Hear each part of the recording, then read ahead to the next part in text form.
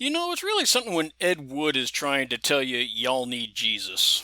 Just repeat to yourself, hey, it's just a show. I should really just relax. For mystery science theater, 3000. Don't you want somebody to judge? Not this klutz. Hi, welcome back to Journey into Mystery or whatever. Should I put the echo on it this time? I don't know. I say yeah. We'll do the Sure. journey into. So every time we say Journey into Mystery, no matter how unenthused, we'll just put the echo on it because why not? It's our show. So we're for the sophomore slump as it is. We're getting into Ed Wood. Oh, this is a dreary little film. Oh, it is. I am darkly fascinated with this film, partially because I can't help but compare it to one of my all-time favorites, I Accuse My Parents.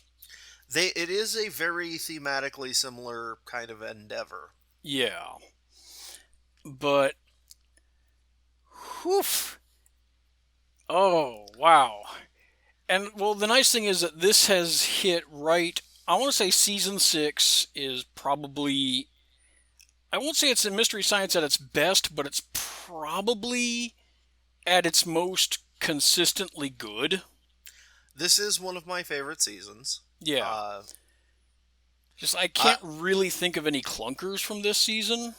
Yeah, and I have a soft spot for TV's Frank. I know he's not a great actor, but No, yeah. He got better. He definitely got Yeah. better over I like time. the Once he stopped character. once he learned how to stop doing that kind of whisper yell.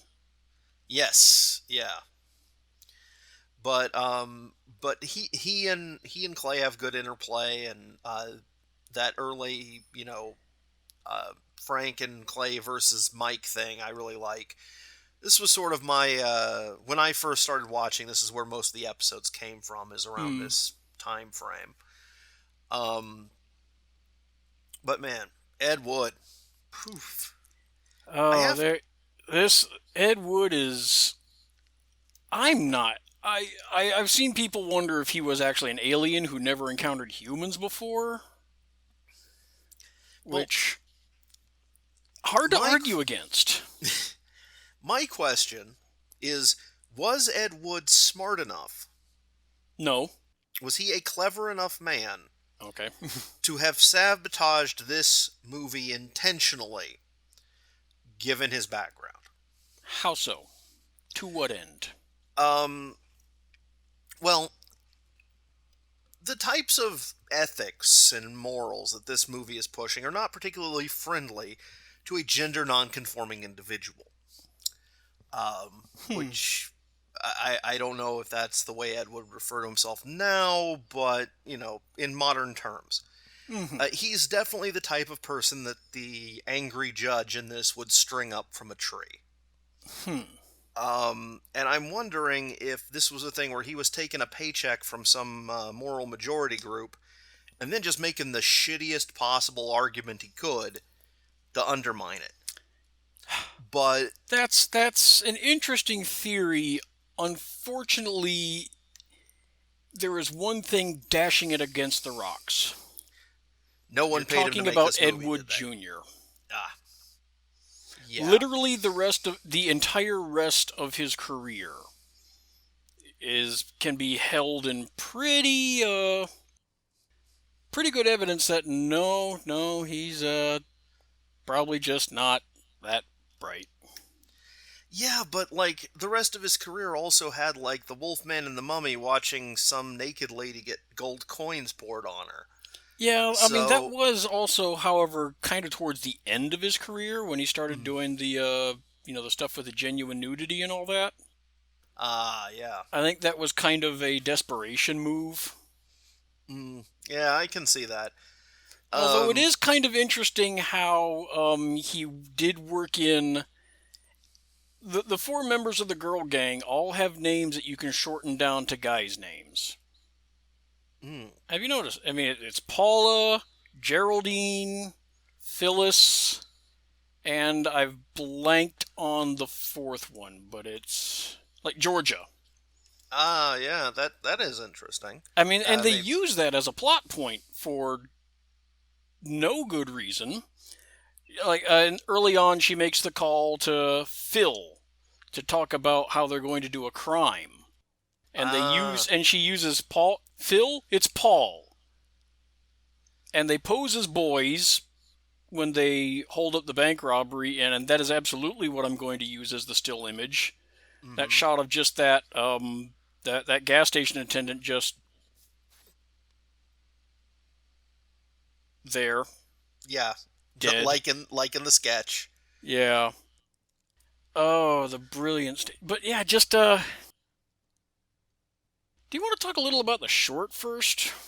Yeah, let's talk about the short first. A young Um, man's fancy. Or sorry, just young man's fancy. Not a young man, not any specific young man. This is just young man's fancy. Young man's uh, fancy is appliances. yeah, it's the first instance of a blatant bisexual love triangle in an educational short I have Yeah. ever seen. Yeah. Yeah. I mean, it was a different time, and then there's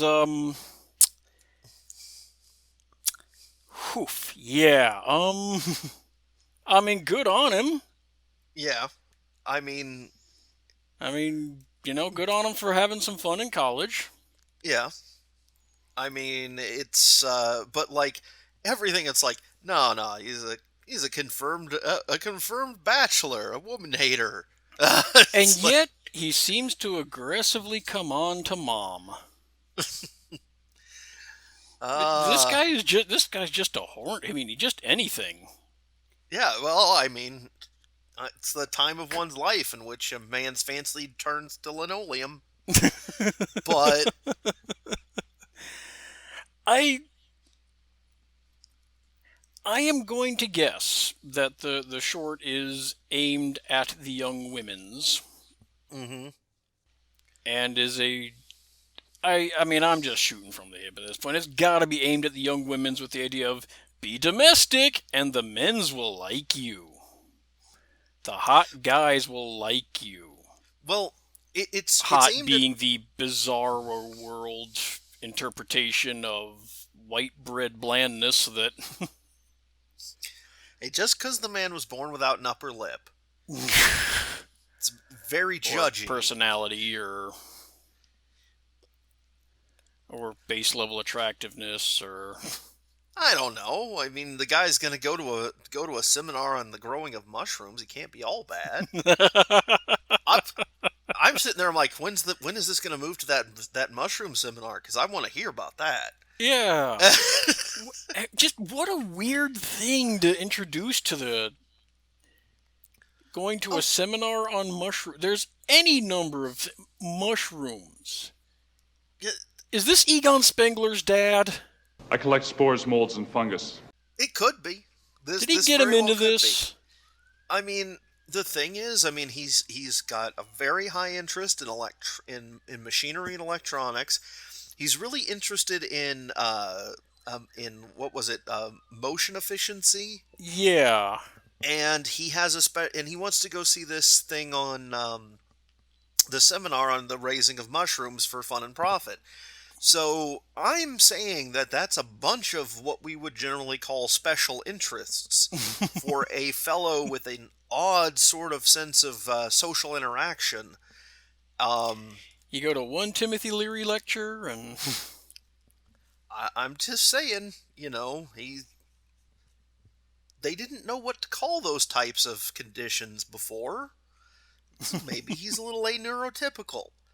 Not in a bad way, because there really isn't a bad way for that, but it's very odd, because they describe him and his brother as being nerds or geeks or whatever. I just thought that he was gonna go headlong into. I mean, this guy's gonna be doped up within 5 years. He's gonna be mainlining heroin under his tongue. Oh, well, yeah, I mean, there is probably a degree of Timothy Leary going on back there, but um, really, like, I think what you've just I mean, he's convinced me of trying to is that, figure out how to do things into a confined space, growing mushrooms. see, you've convinced me that we Keep need it a quick, movie yeah. about this guy. Like the real story behind the dude. Yeah. It's like some sort of That'd be a lurid tale, wouldn't it? 1950s bisexual drug pioneer in suburbia. Yeah. That's Yeah. way better than Breaking Bad. Yeah. 6 seasons in a Breaking movie. Bland. You're goddamn right. But you could cast against the backdrop of the social change and And the communism. And the communism. Yeah. Boy, Ed Wood did like that communism trope, didn't he? The communism subplot. It's just like just paint a pair of devil horns on them and be done with it, you know. But yeah, You know, this is kind of not a bad time to segue into what got cut from this. okay. What did Because get this cut is, I from mean, this? you wouldn't think that there was much of anything cut because the final movie is only about 56 minutes long. Yeah, Which, and considering this was like a double long short, you wouldn't think that there's much, but there are chunks cut, and it's mostly at the commercial breaks. And they are not bad cuts. I mean, when we go to the Fence, who is possibly one of the worst criminals I've seen in a movie, and when I mean worst, I don't mean as in notorious and evil, I mean bad at being a criminal. yeah. She is really terrible at this job. yeah. She's very easily negotiated with by a 16-year-old. Very easily spooked, too. Very easily spooked, and yet does not have the sense to cooperate with a pair of desperate, crazy people who just killed several people. Several cops. Several cops. I'm gonna call the cops. But no, early on, in that first sequence, right before she goes to get the money, there's this tiny little bit that they cut, where she goes, "I've got enough on all of you to hang you a dozen times." And Paula just responds, "That goes double for you." Which is really clunky. That's a really clunky way of saying, you know, if I go down, I'm taking all of you with me. But here's the thing. Hang you a dozen times. They've just done some armed robbery. Are they going to hang a 16-year-old for armed robbery? Yeah, I've got some strong feelings about that in general. Just because I am of the opinion that that minor means minor, and that if the minor status can be revoked due to the severity of a crime, then minor status means nothing under the law. Which is what Judge Mustache was advocating for. Right. Well, the thing is that Judge Mustache is like, once you turn 21, we're going to send you to jail for life, and I don't think that should be something that should be possible for a under 18 defendant. Even in the case of murder, I feel strongly about judicial justice and things of that nature. And if we're going to accept the idea that that people under the age of 18 do not have their full cognitive abilities, which is neurologically backed up, then we can't just go, oh, well, this is an especially bad crime, so now they're a grown-up. Yeah. That doesn't make sense. Also, by the way, parents, it's also your fault, so... Oh, yeah, that was the other thing. Is there only one judge in this town? Possibly. Because I don't think a judge... You know, there's only one judge in all of Southern California, sure.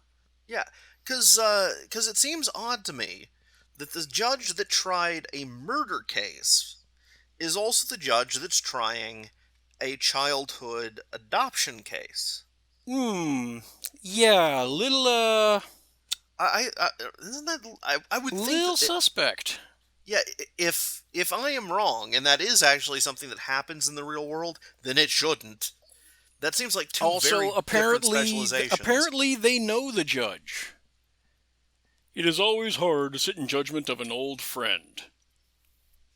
Wow. And somehow you got this guy for both of these cases. I think there's some issues with the electorate in this, Well, Well, there's certainly some issues with the system because Yeah. that judge should be just thrown out and disbarred flat out on several accounts. Mm-hmm. Should have recused himself because he knows the people involved. Yeah. Yeah. Um, Passing judgments based largely on an admitted religious bias. Mm-hmm. Which No, I will say he didn't let his friendship, knowledge, or whatever stop him from, basically slapping him around. Yeah, but But still. we assume that they're friends and they actually like each other way. Mm-hmm. For all we know, Mr. Newspaper Editor has not returned Judgy's lawnmower in 3 years, and this is the hammer he's decided to bring down. Or you will never see your lawnmower again. Precisely. Because it's... Yeah, Mystery Science kept everything with that judge. Now, granted, a lot of what he said was prime for smacking around. Oh yeah, and this was one of those times where if they had not been at their peak riffing ability, this would have been insufferable.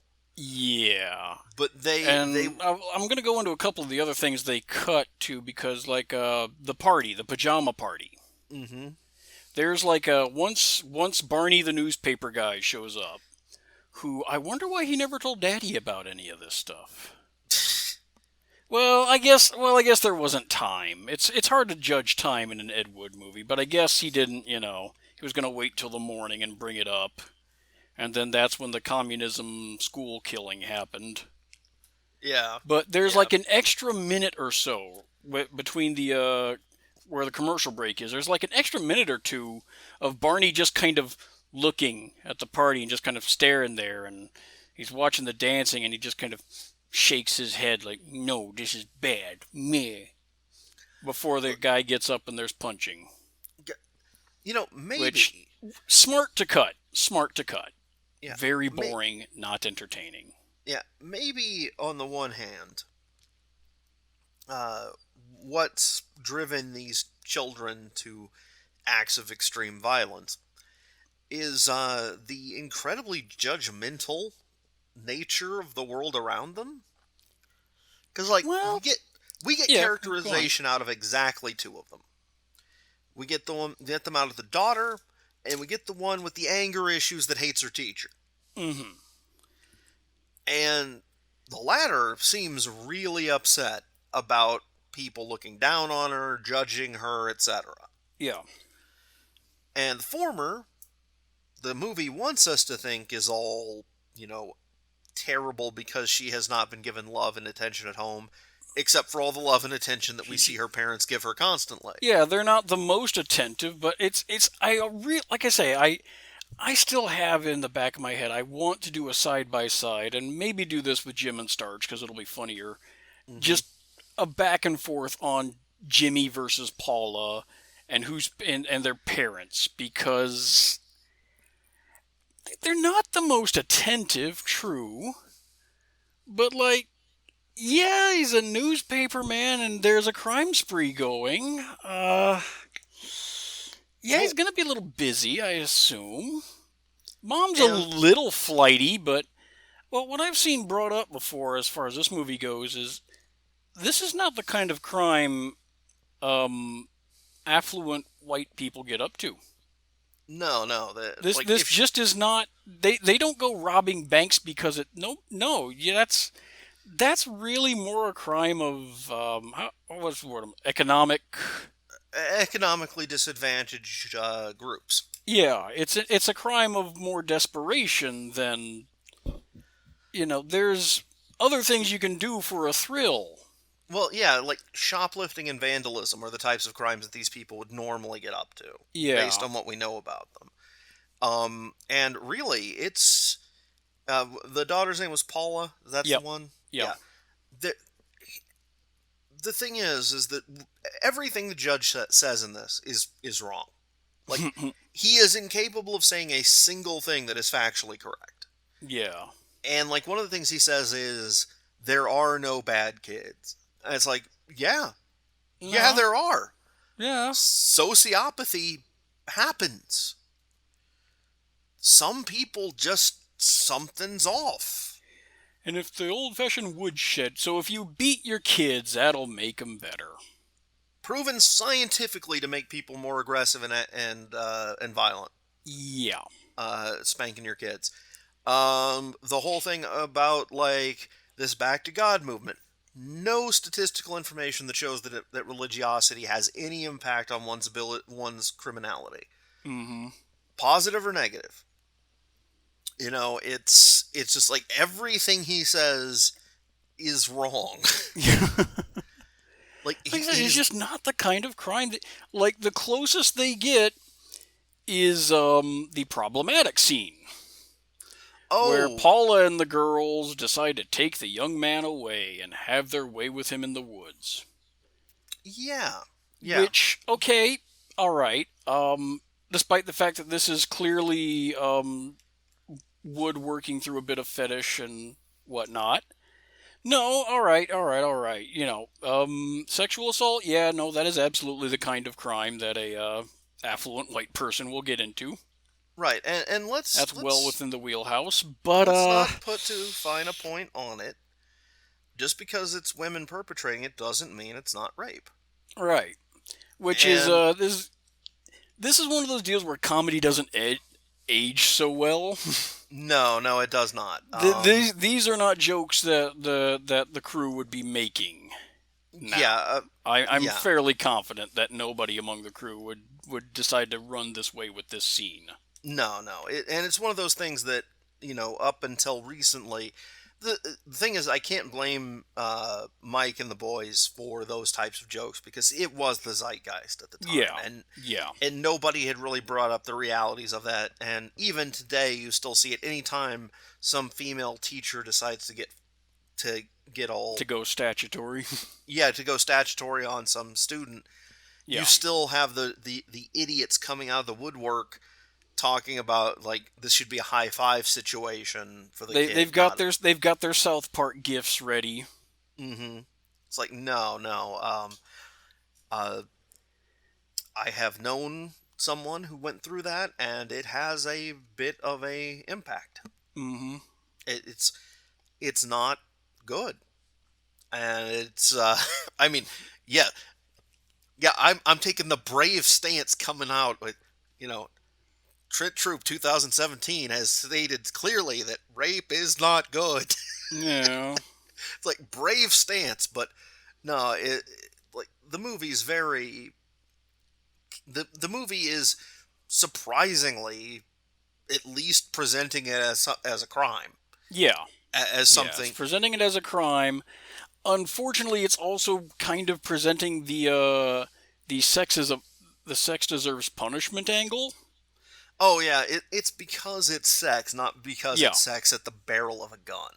Yeah, And but because of course Paula gets pregnant, and actually there is a cut at the end where right after they kill the fence lady. hmm Well, I'll go into this because it's actually a fairly long sequence that they cut because there is absolutely no dialogue whatsoever. oh yeah, those are Just death music. to riff. Oh yeah, I mean, and it's short, and it's that special kind of Ed Wood sequence of events, pacing. What's that?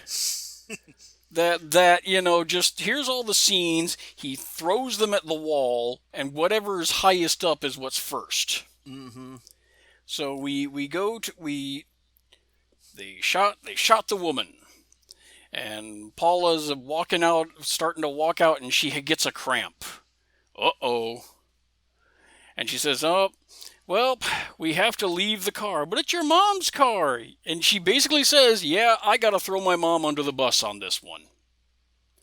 So, the whole "my mom's car is less traceable" thing does not make any sense, but whatever. So she tells, "Yep, we're going to have to get another car, and we're going to have to throw my mom under the bus and get out of the country." So apparently they don't say it, but they're going to Mexico. Well, I mean, really, once you've shot I mean, two Couple people cops. are dead. Couple Yeah. cops. And one of them's a cop. Yeah, it's Yeah, I'm, you're pretty much gonna have to run for it. yeah, we expect that they're going to make a run for wherever they're going to be safe. Yeah, but Because it ain't. we get that bit where she says, "Okay, we got to leave the country," and then it goes silent except for the music, and the girls do a long walking sequence down the sidewalk. Lot of walking. And then we get more cops showing up at the schoolyard and looking over the dead girls. And more walking. And then you see the used car lot sign. And then we see cops have somehow gotten to Count Jugula's apartment and are looking over her dead body. With no explanation as to, how they found out about this, what the connection was. Yeah. We're getting towards the end of our less than a 1 hour movie. We gotta pace this up. Yeah. I mean, there is absolutely no reason to, this, it's an unnecessary scene, but it's Ed Wood, All the scenes are unnecessary. Oh, yeah. Okay, and yeah, the girls buy a used car. And then the cops interview some guy that the girls walked by. And then we get to the bit where, and it's just this long sequence of silent bits with music over it. It's just pointless. But we do get the setup for Paula is pregnant because she had sex. Mm-hmm. And we needed some way to kill her off. So she had a complicated pregnancy. Which, and they say that the baby is healthy and fine. So, this movie runs a span of at least 8 to 9 months? Yeah, thereabouts, yeah. Yeah, it's, When she died, when the doctor comes out and goes, the baby is healthy and fine, and then he says nothing. It's like, and my daughter? Oh, she's dead. Yeah. I'm thinking... Yep. I'm thinking Doc put a pillow over her face. Because yeah, he doesn't deliver that line like a human being who just watched another person die under his care. Mm-hmm. He doesn't deliver when you the know news. The parents are out there. He doesn't deliver the news to the parents the way that you would, because what you would say if you were a compassionate human being is, the baby is healthy and fine, but unfortunately your daughter did not make it. There were complications. I'm so sorry. Yeah. But, I mean, this is an Ed Wood movie, and you need that drama. Right, you need that drama. Also, less understanding of human emotions than I have, which is, oof. I don't know how the man ordered dinner. I'm still baffled over the idea of 8 months. I mean, I guess she was sentenced and then spent several months in prison, and then that's the only way I can see this working. Well, yeah, she says, I don't want my baby born in this or whatever. But she's getting cramps a day or two after conception. Yeah, I guess that would mean that she would have to have that the problematic incident would have had to have happened well before the murders. Well, I mean, no, yeah, because I'm putting together the timeline of this movie. They have the problematic incident, and then they go right to Sheila with the stuff they stole from those people, among other things. And that's when Sheila tells them that the communists, for some reason, think that trashing a couple schools is profitable. Yeah, that's... And then, the very next day, it's the very next day, Mom's like, oh, your eyes don't shine like they used to. And that's her birthday, and she has the pajama party. So what we're narrowing down on is that in addition to time and space, one of the things that Ed Wood does not understand is human biology. No. No grasp of that. And I don't see why communists would want to trash an American school. Yeah, I'm not sure what the objective there would be. we're witnessing the birth of a new fan theory. Is it possible to have an anti-fan theory? Go for Because it. I don't like this movie. I can't be called a fan of this movie. It's unacceptable to me. But whatever. A new film theory. A new Apologies film to idea. Matt Pat. Yeah, a film idea. Apologies to Matt Pat. It's the CIA. That's who's paying Count Jugula. It's around the time that they were dosing random people in New York with LSD for funsies. Yeah. And they were in the middle of the Red Scare. A whole bunch of stuff gets trashed. American flags get defaced. Oh, look at how terrible the communists are. They done triggered a bunch of vandalism and murder and childhood delinquency in the U.S. Tell me that that's not right up Hoover's alley. Yeah, there doesn't seem to be enough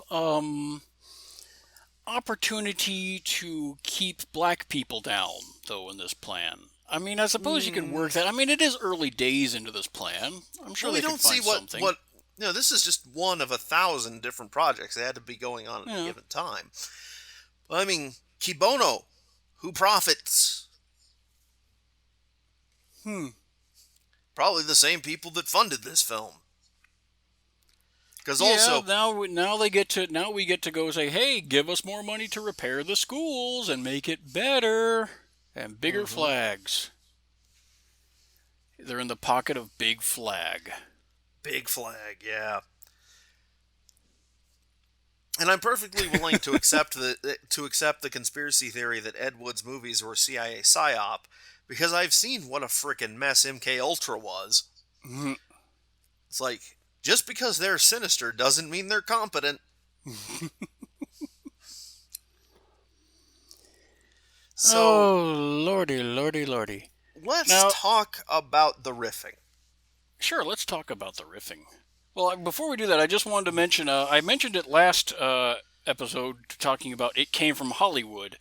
This was also in that film, and it contains one of the 2 riffs I genuinely remember from that, because I haven't seen that thing in decades. Hit me. But it's that you've got Dan Aykroyd, and he's playing a hard-boiled private cop, blah, blah, blah, and he's in a section that's just full of, the gangster films and whatnot, the juvenile delinquents and blah, blah. Gotcha. So of course, it's the school shootout sequence. And this is one where I'm going to say that this riff is better than what Mystery Science did. It's like, look at them jump, just like rabbits. Yeah, look at them shoot, just like professional marksmen. Blam! Nice. Yeah. Now the only other joke, I looked up. It Came From Hollywood, and there is like a good dozen plus movies in that made it to Mystery Science at some point. And I'll say, okay, we've got Dan Aykroyd, John Candy, Gilda Radner, and Cheech and Chong. Wow. Remember when Cheech and Chong were the shit? I do.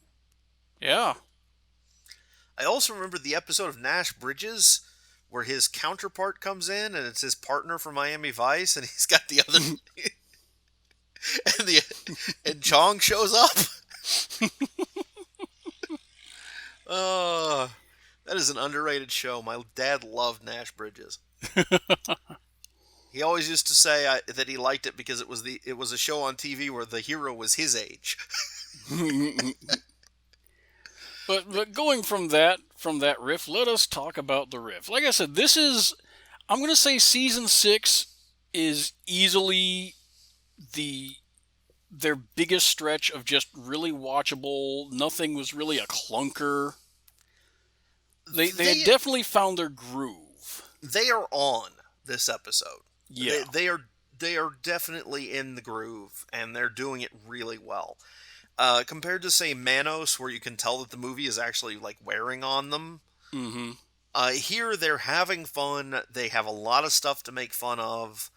And I mean, there's usually a ton of stuff to make fun of in an Ed Wood film. I mean, even when it's another boring establishing shot, there's just the presence of Ed Wood gives you opportunity. I love this. It's just a boring backing up the car sequence. Boom! Oh no, you hit the crew and he's really mad. It is A lot of it jokes is a that work on perfect multiple levels joke. like that one. Yeah. I love the right turn running gag. Yeah. That is something that I really enjoyed, especially about the Mike era. The way they would latch on to something absurd. Yeah, this one is one of the livelier, more fun riffs, and there are just. It seems like everybody gets their own running gag to chew on. Yeah. Everybody has their own particular angle that they attack the movie. Because I do like that at this point. Mike was very soft spoken in the beginning, and he's still fairly soft. He's not anywhere as he's still very soft spoken, but he's got a little more edge to him now. He's a little he's reached the point where Mike is at sort of that perfectly comfortable. that when he's figured out his role, which is to be the guy who's rolling with it, but he's really kind of irritated at the whole situation.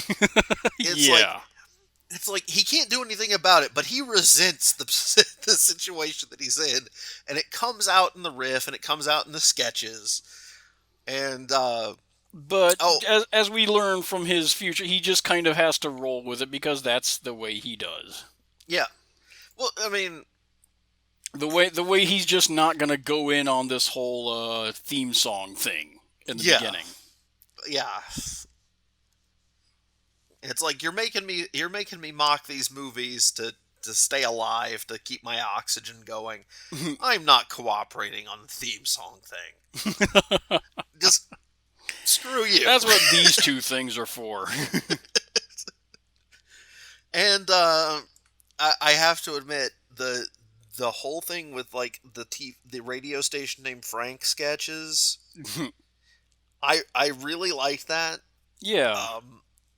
Because that was one of those things that they would do that at the time. You would have these radio stations pop up where they would be like, it was kind of prescient, because the ones that we would get in Tulsa, I forget what they called it, but like there was a radio station called like Dave that showed up, and it was like years later, and the whole thing about Dave was that Dave was all music and no DJs. And like all the segments that you would have with DJs were just these computer generated like drop-ins with like little random one-liners. And you would be like music, music, music, commercial, music, music, music, commercial. So it's basically why have I just blanked on the music service? Spotify. Yeah, Spotify basically. Yeah. On the radio. Yeah, it was like I may be misremembering what name it was, but I'm pretty sure it was Dave. And but yeah, from up until the point that I got a CD player in my car that played MP3s, Dave was my go-to because I don't like DJs. No. I don't think anybody does.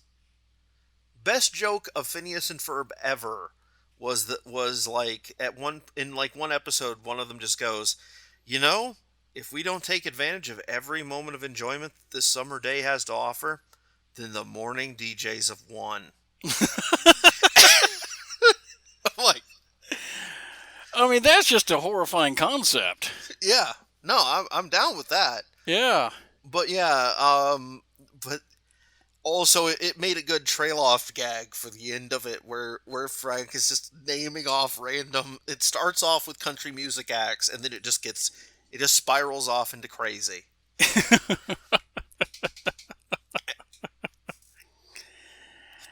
And yeah, Frank was really coming into his own at this point too. I think he was a bit of a rough time. Mm-hmm. Like I said, I know you're not wild about Dr. Earhart. I'm not particularly a fan of Earhart as a character, but I really did appreciate the dynamic between him and Clay. Well, the problem with Earhart for me is largely one of sensory perception. No, that's entirely fair. Yeah. I mean, he said that the voice was entirely because he needed to get away from his normal and deeper Tom voice because he didn't want to sound the same. Right. But there's But something yeah. about that. It's like it hits the resonant frequency of my skull, and it's just like Hmm. ah. But But yeah, I really did enjoy the dynamic between Clay and Larry, and we'll get into that in more relevant episodes.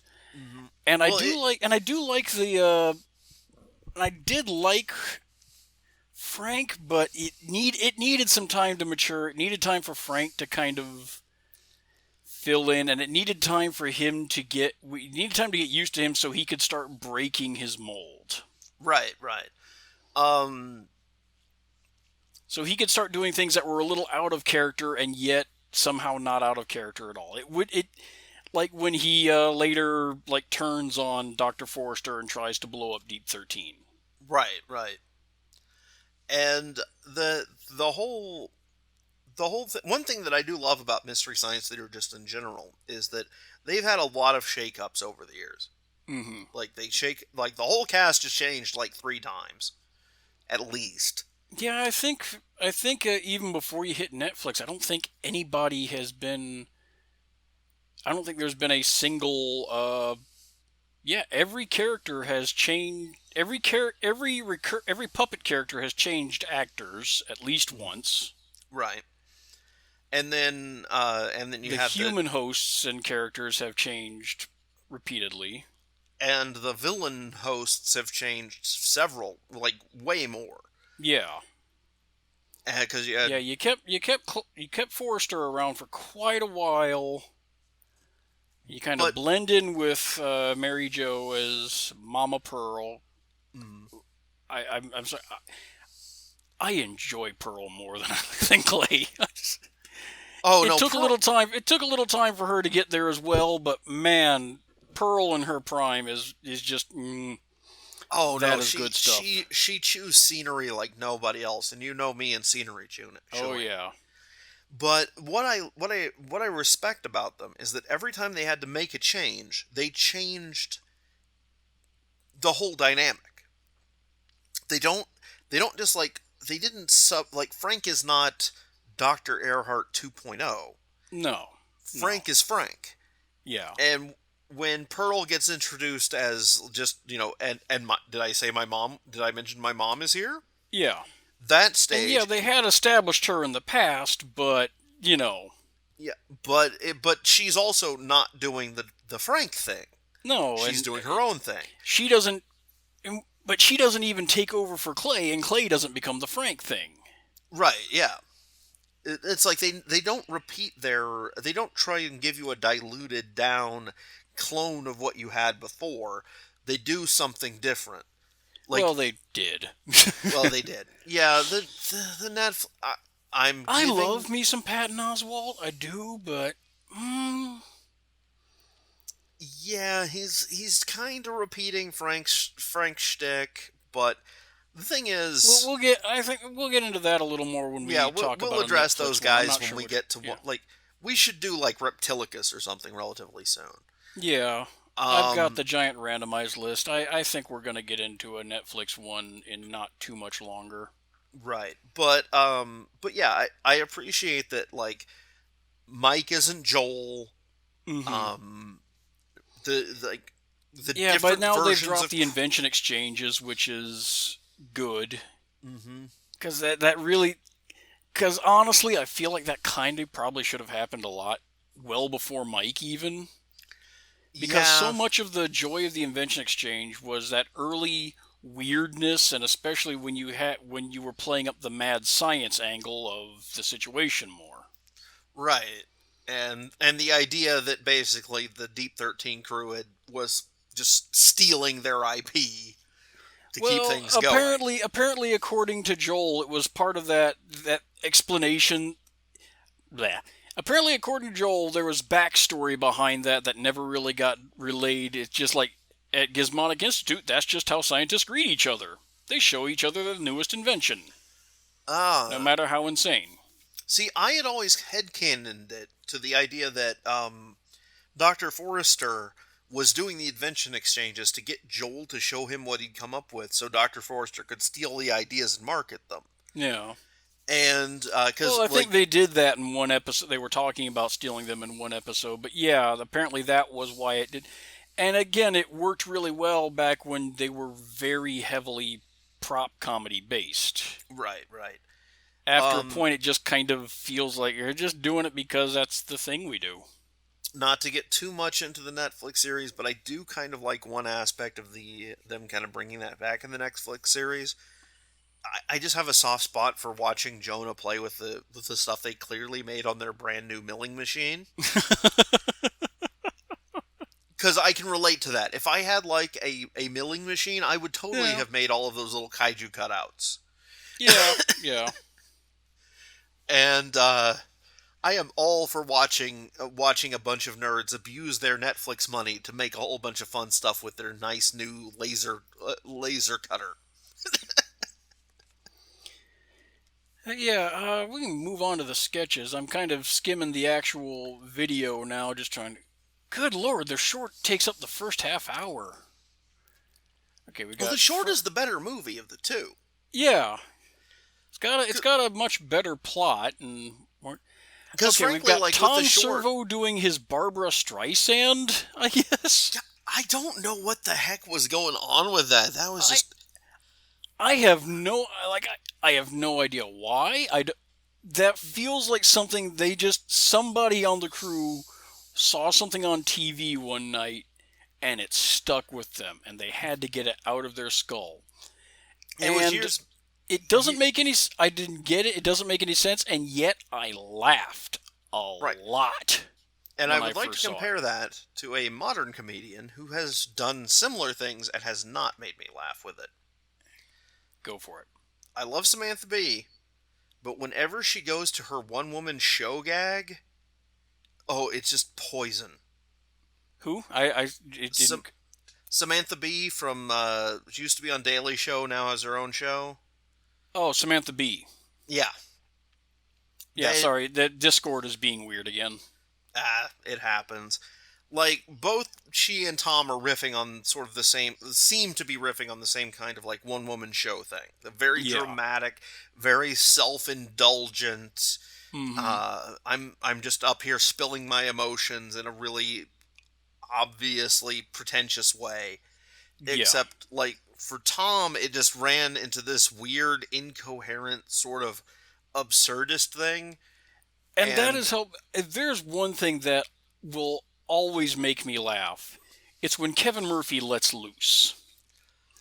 He has such a fantastic voice for hilarious screaming. God, I don't know why Kevin Murphy is not doing more voice work, honestly. Yeah, I don't know if he just doesn't want to, but man, he should be in cartoons. Oh no, like if he got out to like California, he would be in like half of the Disney XD stuff. Mm-hmm. He could play every like dad on every cartoon ever with that nice like sort of chuckly like sport baritone that he's got going on. Oh man, he is a rare talent. And he is fantastic, and that is why I laugh so hard at that sketch, just because he goes full tilt with the hysterical laughing / sobbing, and just goes straight to Crazy Town, that sheer energy carries it. Yeah, and going we'll just rewind to the first of the sketches because we are both puppet people. Yeah, puppeteers, and I am a puppet smith. That is the term for people who make puppets. It's Puppet Smith. And at the beginning, the very first sketch is we've got Tom with the horrible, like, ventriloquist dummy head. Oh, God, yes. Oh. I love that sketch. I really do. I love that sketch because I hate that kind of puppetry. Well, what gets me about it is that Tom Servo is such a incredibly simple puppet, and yet Kevin is so very good at bringing it to life. Mm-hmm. Well, Tom Servo is one of the better characters on the show. But just because there's so much that they do with him, because he he swings around to so many different kinds of persona, Mm-hmm. but they're all tied together by that need to kind of feel cool. Yeah. And so, like, but he has no problem just popping up in an episode, and it's just like he's wearing a like a big like a big like poofy dress, and he's got the white wig with the curls and everything. Yeah, it's just like I'm sorry, I'm just looking at the puppet head that he's got on. It just Crow in the background crying the entire sketches. but yeah, like this is one of those things that that I have no idea. Like every so often, you find out that you have some weird flayed raw nerve that you don't realize you have. Mm-hmm. Something that just fills you with a particular emotional impulse for no discernible reason. And since I was a small child, one of the things that fills me with rage, absolute rage, just the moment I see it, I want to smash it with a wrench, is anything with that goddamn apple cheek look. The bright red blush on the cheeks. Mm-hmm. Like the old The illustration, severely pronounced cheeks. yeah, the severely pronounced cheek flush, old like the adorable apple cheek children, ventriloquist dummies that have that, anything, good chunk Bob's of the Big art on Boy. Tumblr, you name it. Bob's Big Boy, kill it. That pronounced flush across the cheeks, just strike it dead, smash it flat. And just the fact that, like, they have, like, and Tom comes out and he's, I've got this new handsome young human face. And everyone's just, like, repulsed. And I'm like, yes, finally. And Speak then my he has pain. to take it that step further with the voice. You want to get ahead? Get ahead.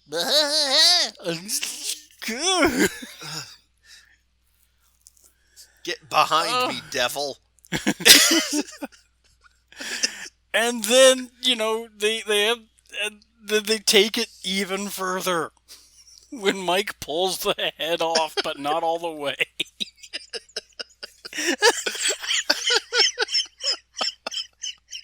And then Crow is just screaming.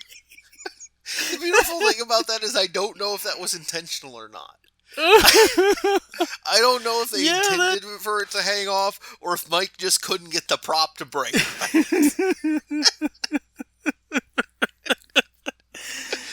That had to, that could be something where that didn't, and then they just said, we need to do a second take where that happens. Just... And that is the, like I said, that's just where this season is, where they just commit to a bit and commit hard to it. God, the only thing I can think of that was like close to that in terms of puppet related fun was the Carlo Lombardi doll. Oh,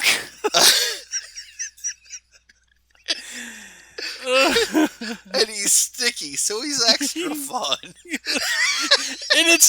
and most of it's in Mike's reaction. And that is something else. I love Mike's reactions. One of my favorite things when I am watching any of the sketches where Mike is there but he's not directly speaking or anything, watch his face. Watch the way he reacts to what's going on around him. Mike has the best sort of like disturbed double take in film history. Yeah. I can watch the scene from the movie when the Hubble plummets. Just that 1 second of his face going, Gah! Oh! I can watch that over and just that 2 seconds of film. But how could it? It couldn't possibly. But yeah, we're on the third sketch where Mike is doing the My Private Idaho Potato dumb joke. Again, somebody saw something and could not let it go until they inflicted it on somebody else. Mm-hmm. Which I deeply appreciate. I deeply appreciate that level of joke making. You had a dumb idea.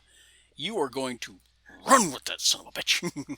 I am fully appreciative I of have an humor. entire blog dedicated to that kind of shit, alright? Yeah, Tonight's episode, tumblr.com.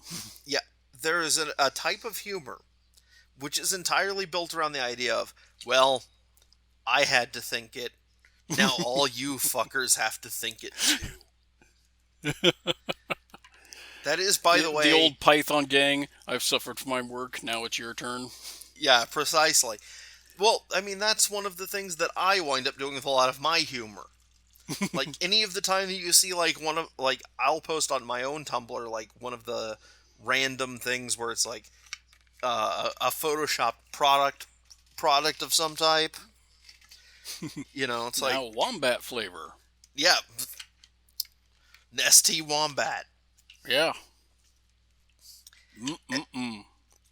That is a, Yeah, that kind of definitely shaped the monster cucumber lime sketch we did a while back. Mm-hmm. Which was largely built around the joke of, wait, are the board of that company monsters? I mean, I remember when we decided to do that. Wasn't original. That was just you bitching about monster cucumber lime one day, and you were very angry about it. Well, it was Rockstar Cucumber Lime, and we threw it. We made it monster because it was funnier for the jokes. Yeah, we actually had people fact checking us. I'm like, no, that's the point. It's so terrible they don't care who it's from. We are angry and we must lash out. Yeah. Well, you're angry. I just thought it was hilarious. Well, yeah, because it was. You were very angry about the cucumber lime, and I was just dying. Yeah, I was living the Joss Whedon definition of revenge, where revenge is a living thing that must have its blood, and it doesn't care who it hurts or how outproportionate it is. I had bought that at a Big Lots, and I had a taste of it, and then everyone had to suffer the way I did. And that has got to be where the two mid sketches came from. Just, and I just love this is the stupidest thing I've ever done. Yeah. Just his muttering to himself about this. It's... See, the thing, the reason I gravitate towards Mike as my preferred host is Joel is too cool with it. Yeah. For me. Yeah. I know they say left and right that Joel doesn't, that, Pot wasn't responsible and whatnot. But Joel really comes across as someone who has hit it hard every day. He is blazing in the morning, and he is way too cool with the whole deal. More like Bull Hodgson. Right. You know what? I'm going to give you a thumbs up on that one. Good job, buddy. Thumbs up what is the question. But yeah, no, it's like, Joel is like, he seems like the type of guy who's like, well, I'm in space. I've had worse things happen to me. Yeah. But Mike is angry about it, because he doesn't want to be in space. He's until it just becomes the thing that he does. And that's where we hit with sci-fi, which is really funny to me. That when he finally, it's just the thing they do. And it's been beaten into him. Mike is what I would be if I was trapped on a spaceship with sarcastic robots and had to riff movies. It's like, I would be in that same position where it's like, yeah, I'm upset about it, but what you gonna do? Let's have some sketches. You'll have your little moments of rebellion. Yeah. It's sort of encapsulated in that one episode where they're going through the black hole, and all of a sudden they're in the woods, and Mike is just, and he just wanders off into the woods, and they just keep the camera on him. It's like, poor Mike, he just cannot adapt to those reality changes. Mike is very good at nonverbal stuff. Most of the Mystery Science Cast I really would love to see in more things. I really would love to see them do more voice work and everything, but It But yeah. seems weird to me that like Mike hasn't been picked up by a sitcom or something. I'm not 100% sure he would want to be honest. It seems like he's got a good deal going with the riff tracks. Right, but I just don't understand, like, if I was running a voice casting operation, these Yeah, people would be I'm a little high up on surprised, my like- list. Bill Corbett's shown up in a handful of things. And he is a very talented man. Yeah. Yeah, I mean, like, nobody associated with this franchise has been bad at their job. Even Dr. Erdhart, who is, like, my least favorite character in the whole deal, he's very obviously a funny guy. It's just that I voice really is like enjoy Josh again. I following his Twitter, and I've seen some of his old stand-up, and oh god, there's like a thing he did with Andy Kindler where they're just on stage shooting the shit, and he's working a puppet there in the trash can. Mm-hmm. And Andy just starts going on about alternative comedy, and like I said, it's just free form at this point. And Josh, like, I think you're a delightful alternative to comedy. Yeah. So I don't think anybody who's been on this show is untalented.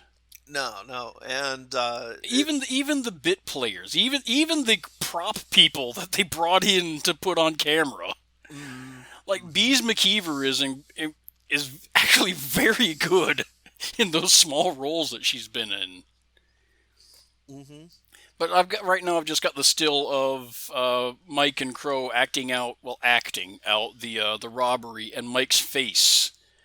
Mike has just the best dead expression.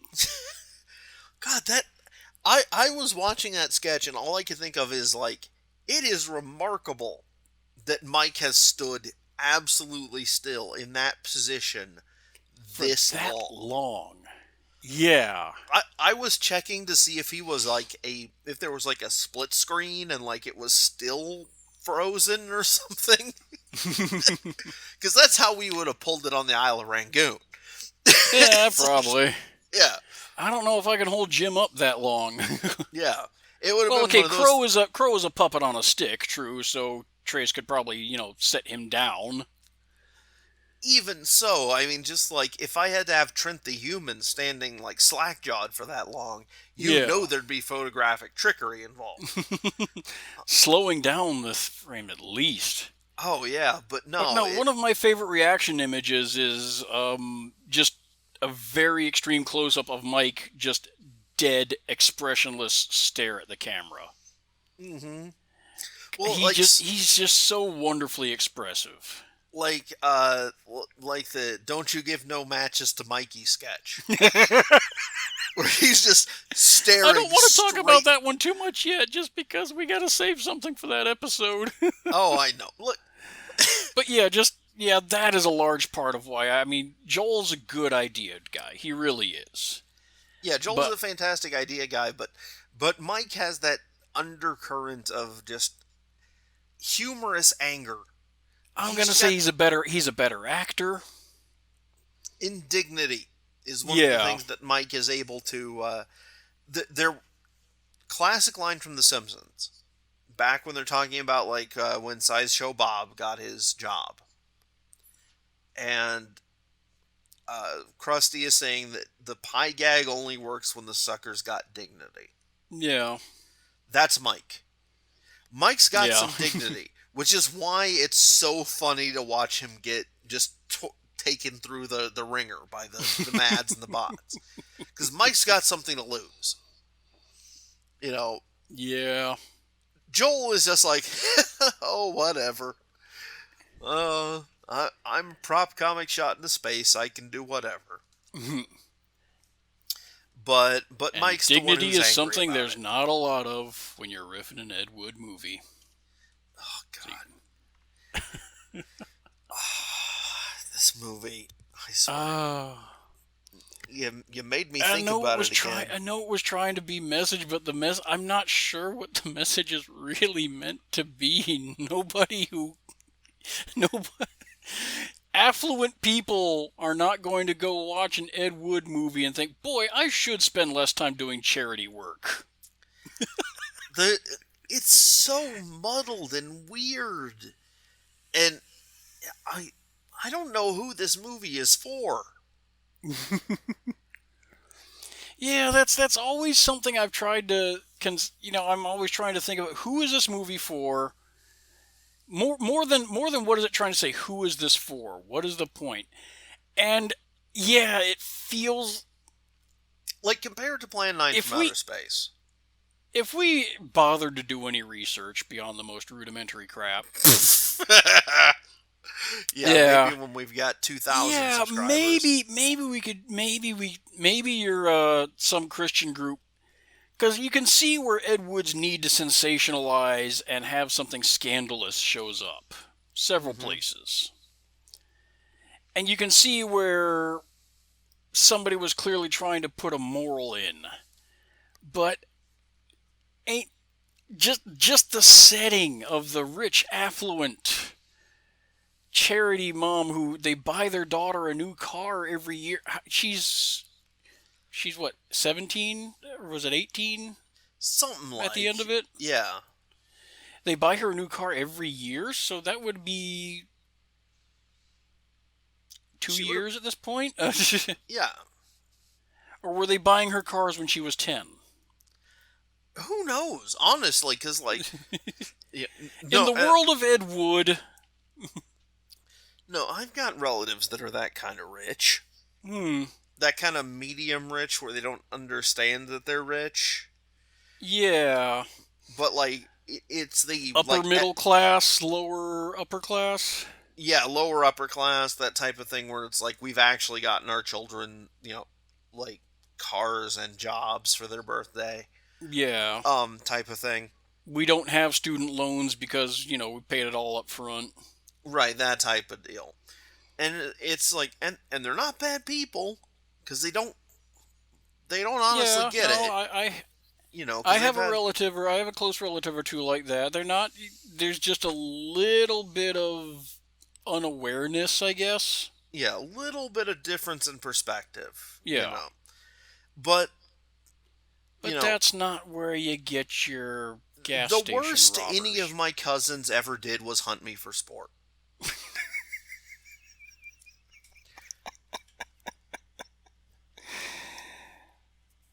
I'm not sure we have time to get into that. No, I'm not sure how much it's going to take to unpack that one. Yeah, we're not going to get into the details of that. Maybe in a future in a future installment. Stay tuned, people. Maybe in Bloodlust when they are hunting people for sport. Right, yeah. We could save that story for then. That delightful story. Yeah, the delightful story of the time my cousin hunted me for sport. But, yeah. Oh, the things we remember at Christmas. I still really do want to do that, that side to side of I Accuse My Parents versus the Violent Years, and just... God. Well, the whole thing is like, it's this need to blame the parents, but honestly, at this point, the parents, they might be responsible for some of it, but not much. I mean, honestly... Yeah, lack of attention doesn't lead to... There would have been other signs before she got to holding up gas stations. Yeah, I mean, maybe if we had a whole thing where we found out that she liked to torture small animals and so forth. Yeah. I mean, she would have wrecked a few cars, probably. Extensive history of shoplifting. Yeah. But no, she's student council president, or running for it at least, and... No, it just doesn't fit. In my experience, the girl running for student council president, the worst she ever did was weed.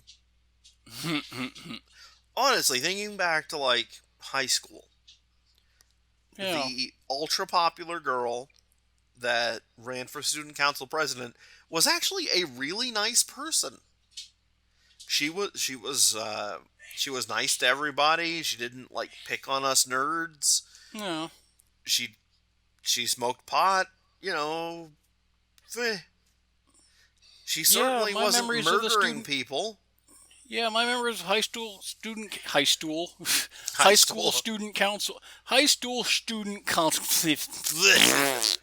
Yeah, what's those funny assholes. is that you're the one slurring. My memory of those assholes is that they're just They're just very bland, vaguely popular people. That was Yeah. about it. You know, they weren't mean, they weren't offensive, they were just, They the were worst thing you could really say about them was they were the kind of people who would shit themselves if they got a B. Yeah. And honestly, that has more to do with the parents than it does with the kid. Yeah, that's the kind of thing that,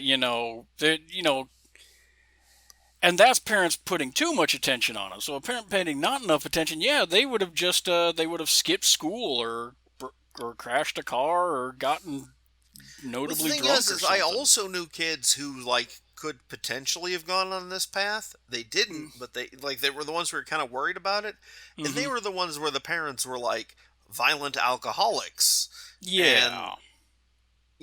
and they were the ones who were like hitching rides to school to make sure that they got there and shit.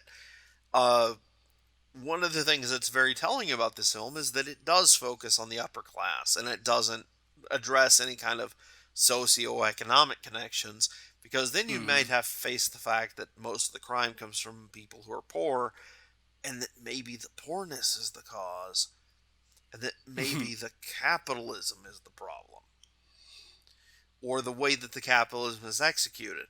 Yeah. But yeah, Can't have that. oh no, you Can't can't upset that question apple the cart. social order. No, the whole problem is that there ain't enough Jesus. There's not enough butt whoopings. There's not enough spankings and not enough Jesus and this back to church movement. And you can't adopt the child. We're going to make sure it's a ward of the state until we can sell it off to a properly religious group of parents who will That's raise it not to going be... to put more people into the prison pipeline at all. Yeah. Yeah, we're gonna sell your On child that off to... cheery note, Yeah. That's the thing, is I've been dancing around the socioeconomic implications of this film, because oh yeah, that's more of a discussion for that's not something we're equipped to discuss. That's something and yet here we are, and yet we're gonna go for it. yay America. We're not equipped to discuss it rationally and with research. Right, but we're willing to pontificate, We're and willing to that snark. makes us social commentators. Because it's like, yeah, I mean, sure, we could Debate leave... me. Debate me. Well, I'm really more interested in ideas, and I mean, I'm sure that if you wound up doing things, then you'd wind up if the U.S. Post Office couldn't deliver chickens, then UPS would step up and yada yada yada. Ah, Dave Rubin. Gotta just like the movie kind of ends on the Yeah. Great episode. I'd put it definitely well in the upper half. Like I said, Yeah, I can't think of a season 6 episode that I wouldn't say yes, definitely watch it. Base movie is poison, but the Oh yeah. but the MST-3K is hilarious. And So- and it is kind of like I said, it is kind of amazing that they managed to trim out most of the boring stuff. I'd say there's only about 2 to 3 minutes of trim at most, but still. Wow. And think about that when you're watching the MST-3K, honestly. Take that as All an the exercise. walking sequences, all the boring, stilted conversations. They left in the exciting shit. I do kind of wish we had one. I may plunk in there just this shot of Barney just shaking his head stage shake his head in disapproval. I can't take anything seriously from a character named Barney. It's Hey Fred. yeah, your two examples are both prehistoric. Think about that. You got Barney Rubble and you got Barney the dinosaur, and those are the two most prominent Barneys. And they both got voices down in this range. Oh, gee, and they Fred. both smoke. Like smokestacks. I think we've mined this one about as much as we can. We're talking about the Barney conspiracy now. Yeah, and that really deserves its own video. So, So look forward to that in about 6 months when we finally get the script done. thereabouts, and hit the like button and the subscribe and hit the And- bell and and smack the penguin. smash the subscribe button, kick the bell and the nards, Stab the penguin, kick the dog, pet the put cat. the man in the pan. The trap is set. Now drop the net. Mousetrap. Good night, everybody. All right. Bye. Okay, and I am going to stop this and then immediately run to the bathroom because I have to pee like a racehorse. And you're allowed to use that clip in the video. Hey, Pipples! Did you like that bit of nonsense? Well, then why don't you click like and subscribe and press that bell or whatever YouTube wants you to do? You can also do us a big solid by joining our Patreon, where you'll get to join us for live streams, get early access to the newest videos, and other such things.